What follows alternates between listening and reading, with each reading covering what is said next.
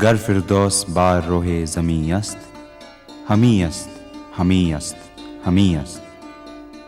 If there is a paradise on earth, it is here, it is here, it is here. These were the words of the Mughal Emperor Jahangir whilst describing the glorious state of Jammu and Kashmir. The state is known for its unparalleled beauty and abundance of nature's bounty. Divided into three basic regions of Jammu, the Kashmir Valley, and Ladakh, the state is as dynamic and diverse as it is vibrant and vivid. With its gorgeous and sparkling streams, rivers, and lakes, the Kashmir Valley is by far the most abundant and picturesque region of the state.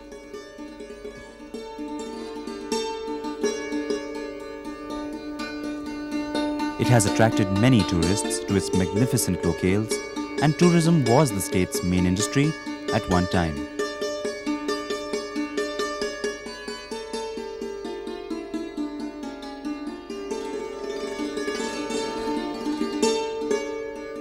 Kashmir is also known for its various handicrafts,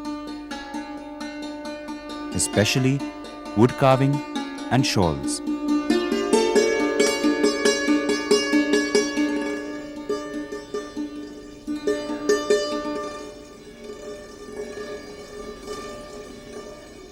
But things have changed a lot in the past few years.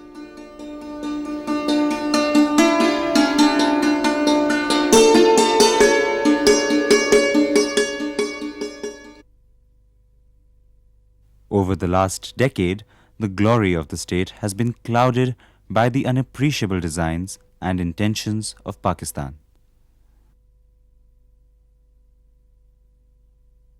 A part of our country lies in the clutches of our neighbor in the form of Pakistan-occupied Kashmir since the days of partition in 1947. Our nation is being defended by the Indian Army.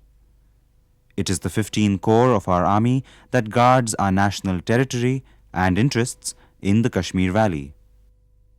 Names often heard in the news like Uri, Kargil, Kupwara, or even the Siachen Glacier are all a part of 15th Corps.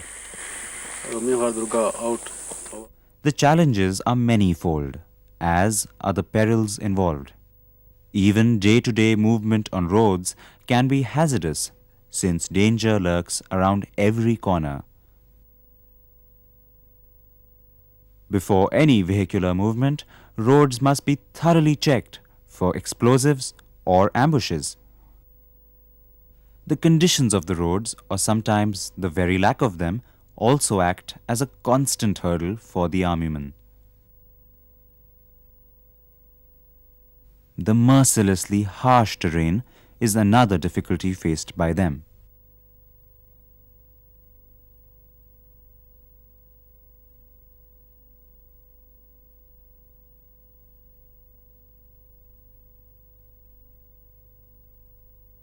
But be it fighting Pakistani-sponsored militancy within the valley or retaliating to the artillery shelling and firing along the line of control by Pakistan troops, which happens day and night, the soldiers of our army are ever ready to take on any challenge. 6, 5, degree, 3 Load!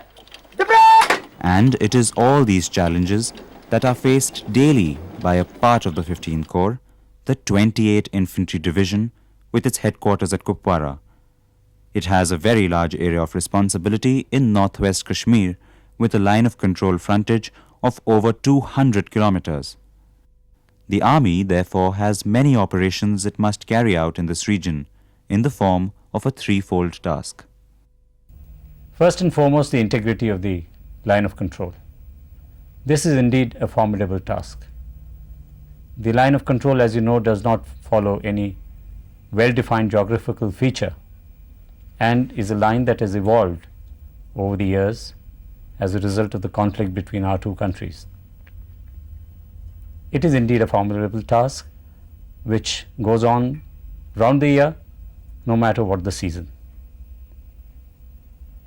The challenge has been accentuated because of the infiltration by anti-national elements, or ANEs as we call them for short, over the last 8 or 9 years, aided and abetted by Pakistan.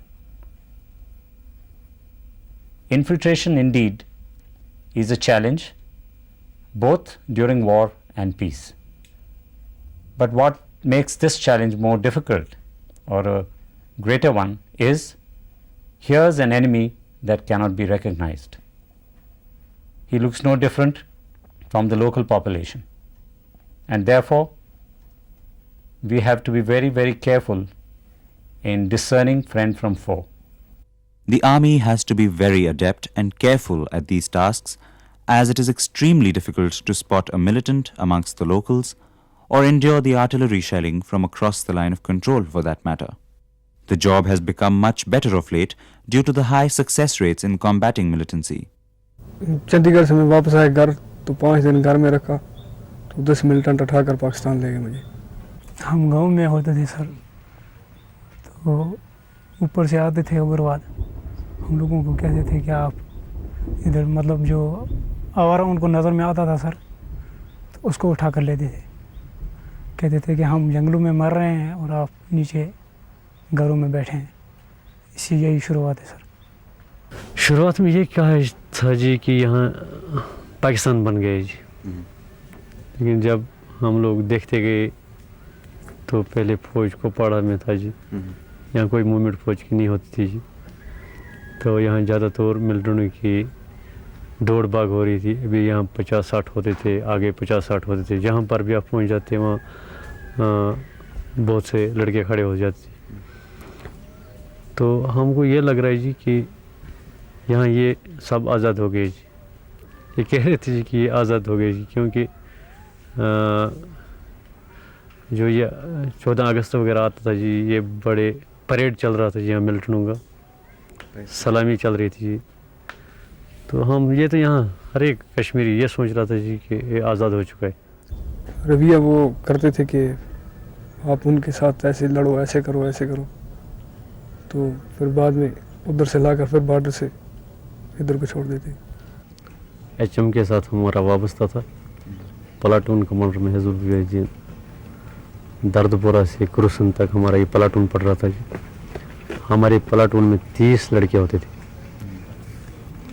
अच्छा जी, हमारा काम था जी खाली लड़के अपने साथ बिठाना और उनके साथ रहना। ट्रेनिंग बस यही है सर, वो तो उनकी ट्रेनिंग क्या है सर, 2-3 घंटे में सिखाते हैं खोलना जोड़ना बस। हमने यही सोचा जी, वो कह रहे थे जी आज नहीं तो कल। हम जंगलों में ज़्यादा तो रहते थे जी, रात दिन भी, न घर वालों से कभी मुलाकात होती थी जी, न बच्चे कभी देखे जी, न कोई रिश्तेदार हमको मिल जाता है जी। फिर तो हम वो पाकिस्तानी हमारे साथ होते थे, उनके साथ हम किसी वक्त ये बातचीत कर रहे थे, तो वो कह रहे थे कि आपने 65 में पता नहीं कब 65 कब था, उस वक्त कश्मीरी कौम ने हमारे साथ धोखा किया है, तो आज हम उसका बदला चुका रहे हैं आप लोगों। फिर हम लोगों ने सोचा कि इससे अच्छा है कि हम भी क्यों सरेंडर करें, अपने घर में रहेंगे, बीवी बच्चों में रहेंगे। तो कुछ रेडियो में भी हम सुनते थे, खबरों में भी, कि आज फलानी जगह इतने सिलेंडर हो चुके, इतने सिलेंडर हो चुके, उनको नौकरी मिल जाती है जी, ये है वो। हमने सोचा इससे अच्छा तो अगर अपना नौकरी वगैरह कहीं हो जाए तो ठीक हो जाएगा। But the once gullible youth of Kashmir who went for training and saw the miserable and pathetic conditions across the line of control realized Pakistan's game plan. Now everyone gladly supports the army and in fact helps it in its endeavors. Handicrafts and local skills like shawl making, papier-mâché and even wood carving have seen a serious revival. मेरा नाम है गुलाम नबी, मैं यहीं कफवाड़ा में रहता हूँ। काफ़ी दिन से मैं यहाँ ये काम करता हूँ, तकरीबन 10-20 साल से यहीं रहता हूँ, काम करता हूँ, बाप दादा से ये काम करता हूँ। काम तुम्हारे सामने अच्छा करता हूँ। प्रॉब्लम कुछ नहीं, पहले कुछ थी यहाँ प्रॉब्लम, अब हालात बहुत अच्छे हैं यहाँ। Today, the battle against militancy sees the army as a clear winner. Lieutenant General Krishanpal, General Officer commanding 15 Corps, emphasizes this fact. Worst is definitely over. In fact, I would even go a step further and say that perhaps very soon the militancy will be a thing of the past. I would also like to add here and elaborate a little bit. Firstly, I don't see it as an insurgency problem at all. Insurgency has to have local support, whereas in this particular case, local support has completely dwindled, and this is no more an insurgency situation. It is more of a proxy war which is being waged upon us with the help of hired foreign mercenaries. And this fact is borne out by a plethora of documents, evidence, and the number of foreign militants which have been killed in the recent past. In fact, since 93, the percentage of foreign militants in this militancy is on the rise. At one point of time, it was 6%, then it rose to 21%, went to 30%, then 38%, and today, in the year 1998, even in the first 6 months, the number of foreign militants which have been shot in the last 5.5, 6 months is 47%, which is very high. But as winter sets in the valley, conditions get very difficult to work in. The life of a soldier posted here is not at all an easy one. Since the army is one of the prime targets of all anti-national elements, it makes the job of an armyman all the more difficult. The temperatures drop well below freezing. The difficulty of the terrain and altitudes over 10,000 feet don't make things any easier. But the tough Indian Army survives it all, be it the heavy snowfall or the bad and sometimes dangerously steep roads. In the summer months, when all the passes and roads are open, the stocking for winter starts. This carries on all through spring, summer and autumn, right up to the first snowfall, so as to provide for the entire winter's rations and fuel supplies, as it is a very long, cold and harsh winter. This is done by road wherever possible, or some of the posts are accessed with the help of mules where vehicles won't go. The soldiers live in mud bunkers, live without electricity or fresh food for days, eating only tinned or dried foods. The army also assists the locals to fulfill basic primary needs for their day-to-day existence. Let me talk about civic action. Civic action is not merely the aiding and supporting of the civil government projects. That's one facet, certainly. We would like to, and we do, aid and assist the local government in prosecuting the various developmental projects that have been undertaken and have been interrupted because of militancy. For instance, some hydel projects, construction of roads, running of health services, so on and so forth. The division has a medical unit, or a field ambulance as it is called, which looks after its medical needs. The main hospital of this field ambulance is the largest in the region and caters to a huge patient base. This field ambulance is located in the valley to provide medical cover to the troops which are engaged in CIOPS operation and LC, and ex-servicemen and the civilians which are located in the remote area. The organization consists of medical and paramedical staff posted to this unit, which is various technical categories and non-technical categories.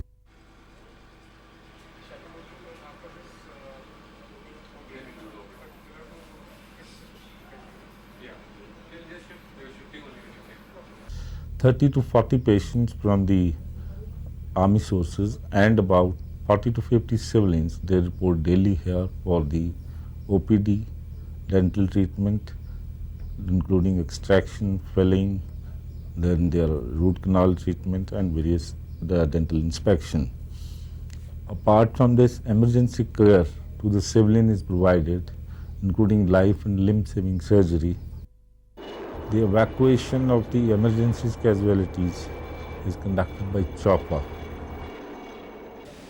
The division also frequently holds medical camps in the remote corners of the line of control areas for locals who have no other succor for their medical problems. People come from miles around, some walking 10 to 20 kilometers.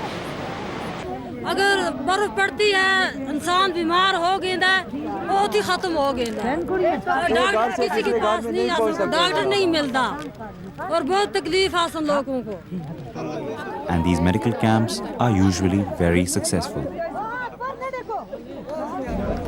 The hospital is a small hospital situated along the line of control.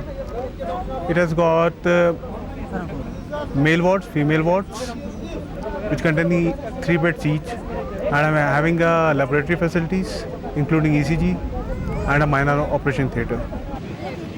These camps are greatly appreciated by the grateful locals as they're always well attended.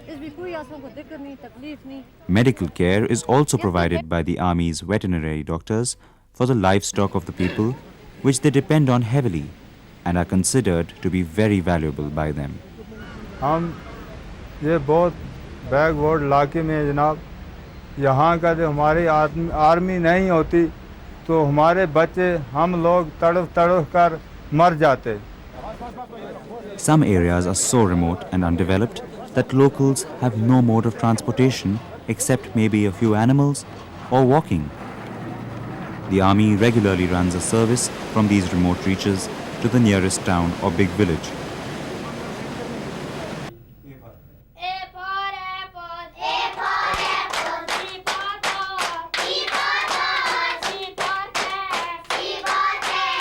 But that isn't where the dependency ends. The army is playing a major part in the education of the children of Kashmir. If children are the future, then our future is in very good hands in the valley. The army has adopted schools, colleges, and in some cases is even running these themselves. The army officers of the region help in whichever way they can. उन्होंने school की हालत को देखी, हमने school के हालात उनको बताए, जगह दिखाई, कमी दिखाई, सामान के बारे में, स्टाफ के बारे में, जगह के बारे में, फर्नीचर के बारे में, तो उन्होंने हमारी दरख्वास्त सुनी. उन्होंने स्कूल की बहुत मदद की. उन्होंने इसके लिए 2 कमरे मंजूर किए, जो तो बन गए, वो आर्मी ने खुद बनाए. The division also runs classes for the local youth who want to appear for the All India competitive exams. As part of the Army Civic Action Programs, here in this place, we are trying to involve a lot of youngsters who do not have the facility to get themselves into higher education by teaching them for NDA, pre-medical tests and pre-engineering tests. As part of this program, we conducted tests after initial surveys which were conducted in the various schools in Tangdar. A selected lot of children were taken in and they are being groomed to attempt the NDA, the pre-medical and the pre-engineering tests. Since we are living in the information age, to update the once isolated population on current trends in information technology, one of the approaches has been the start of computer classes by the 28th Infantry Division. This area must be also brought into the 21st century by educating them to the computers. So we had computer with us. We requested the principals and teachers of this area that all those who are volunteer and want to learn something about computers, we said we will be willing to give them these services.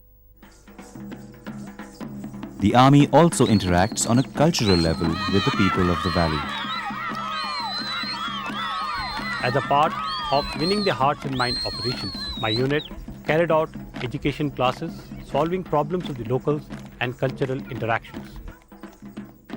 We tapped the local children and taught them the Sikh cultural dance, Bhangra. This has helped us in getting closer to the masses and better interactions with the locals. Operation Sangam was a very well thought out and well conceived operation. One of my divisional commanders, Major General Patankar, he was the one who conceived this idea, and it was conceived as a bridge between Kashmiri, I would say a bridge to be used between the people of Kashmir and rest of India. Over the years, perhaps there was some degree of sense of alienation which was there. So this operation was perceived as a step in that direction to remove any apprehensions in that regard. And there could be no better medium than the children. We shortlisted 55 children and 6 teachers who would go along with them. They were their own teachers from their own schools. And that is how Sangam was put together. And the idea was, come, let's go to Delhi, watch the Republic Day parade. One thing led to another. After Republic Day parade, it was the visit to the Jama Masjid.